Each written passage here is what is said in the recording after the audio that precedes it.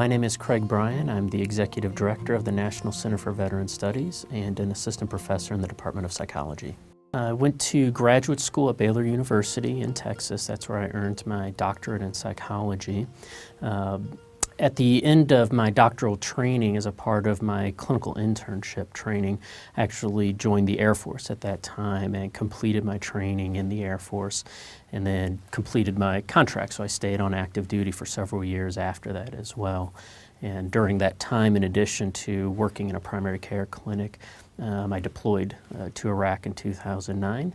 And after returning from Iraq is when I moved into academia. I actually initially was at the University of Texas Health Science Center in San Antonio doing PTSD and suicide research there. And then in January of 2012, I moved up here to the University of Utah to run the National Center for Veteran Studies and to take a position in the Department of Psychology. You know, suicide to me actually is not the study of death, it's the study of life, and a lot of the research questions that we pursue in our suicide research portfolio actually are not designed to answer why do people kill themselves. We actually are really looking at why do people choose to live despite adversity, despite the desire to die or to escape at all. Our lab is the National Center for Veteran Studies. A lot of our research is driven by our own personal experiences. Our undergraduate students volunteer to work in our lab, and some of them are working on honors theses based on the research that we're conducting. Several of our students have been funded by the Undergraduate Research Opportunities Program. About half of our lab, or maybe a little bit more than that, are veterans themselves. I think for them, the real importance is, for them it gives them a sense of purpose. They're giving back.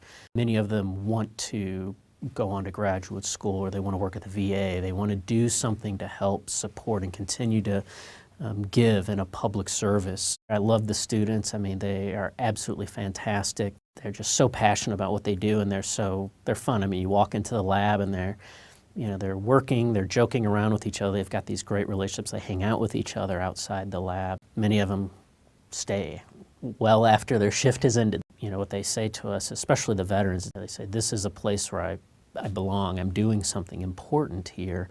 Some of the other activities outside of research, of course, I teach classes as well, both undergraduate and graduate level classes.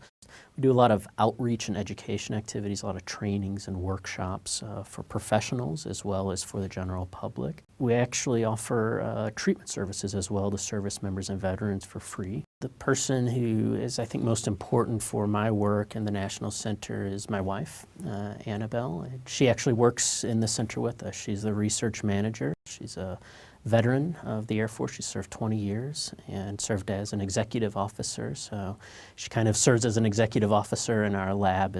I really feel like the success that we've had in the National Center is because of the students. I mean, if they weren't working as hard as they were, if they were not giving so much of themselves, you know, we would not be publishing papers, we would not be getting these grants, we would not be doing half of what we are doing. And so, you know, to be honest, my reaction to it is I think it's sort of, they're the ones who win the award, I think, because they certainly make it easy to do my job. They make it easy to supervise them as well, and they're just absolutely fantastic.